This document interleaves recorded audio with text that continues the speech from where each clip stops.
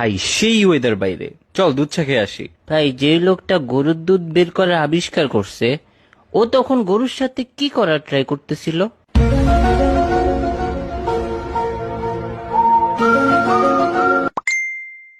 আবার আমার মাথা খাবি তুই?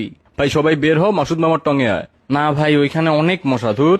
ভাই মশা আমাদের রক্ত খেয়ে তারপর ডিম পারে, তার মানে টেকনিক্যালি আমরা মশার বাপ। কি? আমি মশার বাপ? ভাই ওরে একটু থাপড়া কেউ।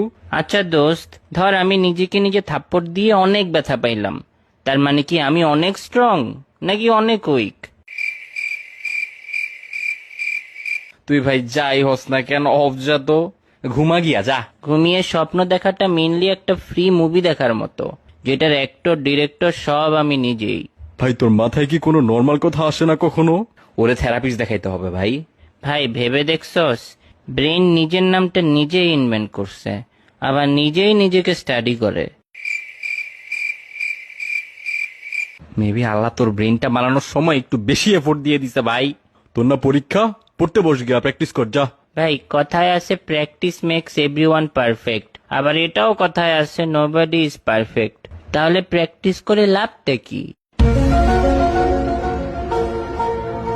হ্যাঁ কি ভাই, সব প্রোডাক্টেরই ব্যাড রিভিউ আছে, কিন্তু প্যারাশুটের কখনো ব্যাড রিভিউ হবে না। হ্যাঁ, কেন? আরে বেটা, ব্যাড রিভিউ দেওয়ার জন্য ওই প্যারাশুট ইউজারকে বেঁচে থাকতে তো হবে।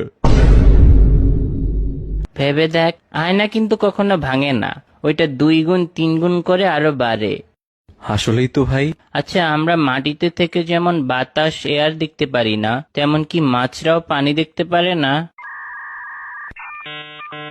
ভাই কিছু কিছু জিনিস না ভাবাই ভালো। আমরা ভাবি চশমা পরা মানুষটা স্মার্ট হয়, সবকিছুতে পাস করে, কিন্তু বাস্তবে ওরা আই টেস্ট ফেল করেই চশমাটা পাইছে।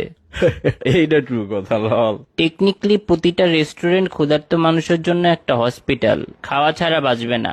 দুইটাতেই টাকা লাগে রে ভাই। পৃথিবীতে মানুষই একমাত্র প্রাণী যে টাকার বিনিময়ে বেঁচে থাকে।